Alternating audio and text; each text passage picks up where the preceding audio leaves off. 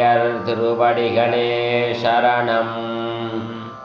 பொருந்திய தேசும் பொறையும் திரளும் புகழும் நல்ல திருந்திய ஞானமும் செல்வமும் சேரும் செருகளியால் வருந்திய ஞானத்தை வன்மையினால் வந்தெடுத்தளித்த அருந்தவன் எங்களிராமானுஷனை